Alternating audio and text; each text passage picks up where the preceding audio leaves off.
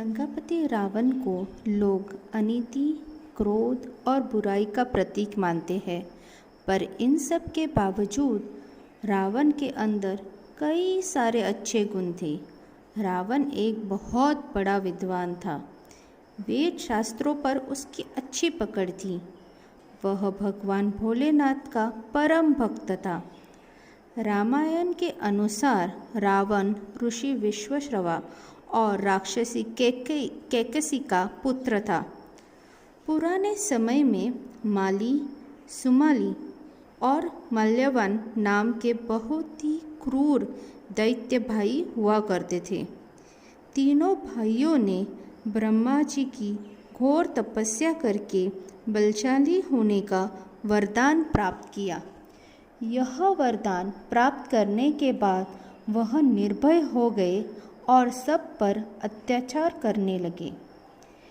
इन तीन भाइयों से परेशान होकर सभी देवता, ऋषि और मुनि भगवान विष्णु के पास पहुंच गए और उन्हें अपनी परेशानी बताई। भगवान विष्णु ने सभी देवताओं को आश्वासन दिया कि वह इन दुष्टों का ज़रूर नाश करेंगे।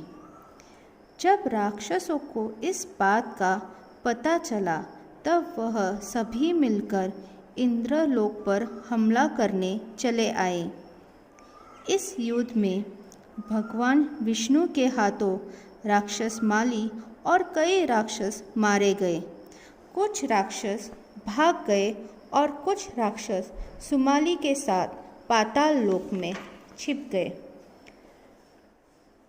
राक्षसों के विनाश से दुखी होकर राक्षस सुमाली ने अपनी पुत्री से कहा, पुत्री, राक्षस वंश के कल्याण के लिए मैं चाहता हूँ कि तुम पराक्रमी महर्षि विश्वश्रवा से शादी कर लो और उनसे एक पुत्र को जन्म दो जो राक्षस वंश की रक्षा कर सके।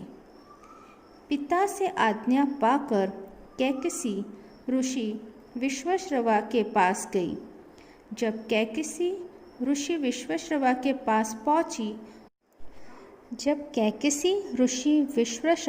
पास पहुंची, उस समय भयंकर आंधी चल रही थी।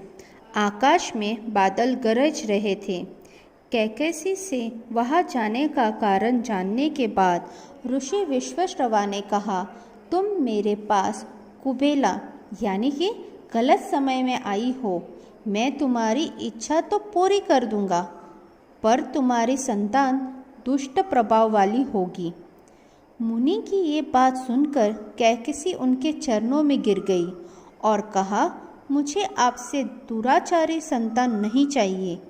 यह सुनकर ऋषि ने कहा, ठीक है, तुम्हारे सबसे छोटा पुत्र सदाचारी और धर्मात्मा हो।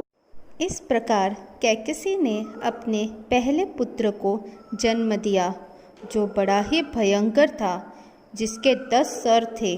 इसीलिए ऋषि ने उसका नाम दशग्रीव रख दिया, जो बाद में रावण के नाम से जाना जाने लगा।